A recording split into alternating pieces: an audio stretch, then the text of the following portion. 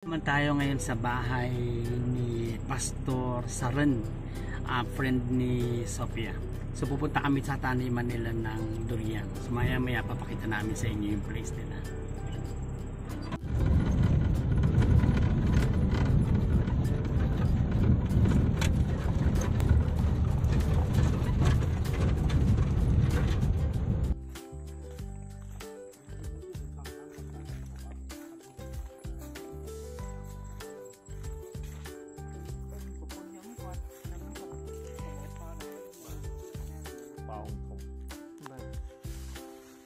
So how can we know that it's ready ripe? We see the color and we knock it and we hear the sound. Oh. And then we count the day after pollinated. We count the day 120 120. days, and then after that 120 days, that's the time that you're going to check if it's ready ripe.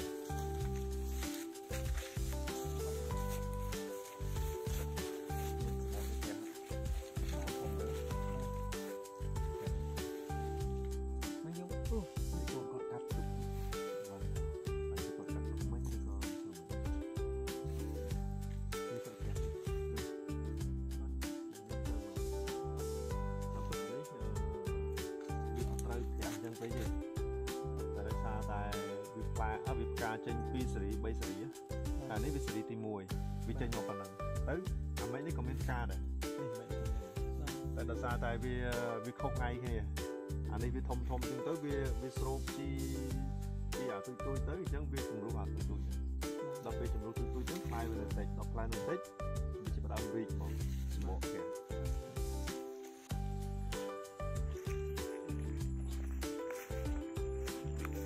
Yung nakikita ninyo, ito yung bungan mismo ng durian. Mapapansin ninyo bakit nakatali ito. Kasi ito ay protection para hindi malaglag yung durian nila. Pagka umuulan, saka kapag mahangin, ay pwedeng malaglag siya. Kaya dapat, kailangan itong talian para maprotektahan sila. And then as you can see, sa isang puno na ito ay ang dami-dami nilang bunga. Yun yung nakakatuwa. Kaya kung ikaw ay merong ganitong klase ng negosyo, kailangan mo talagang alagaan. Pero sensitive. Lalong-lalo na yung pagpapatubig nito. Kapag sobre yung tubig sa durian, mamamatay din yung durian. Kaya dapat ay tamang-tama. And then, after the pollination, they have to count 120 days. Okay, 120 days para malaman nila kung ito ba ay talagang hinog na.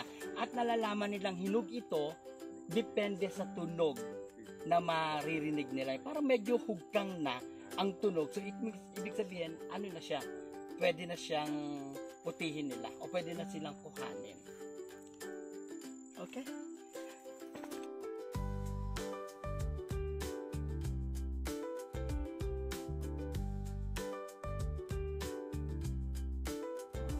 At pagkatapos nga nating maikot itong lugar na ito, yung kanilang farm, oras na para tikman ang kanilang durian.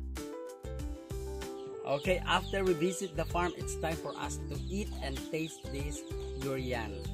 Okay?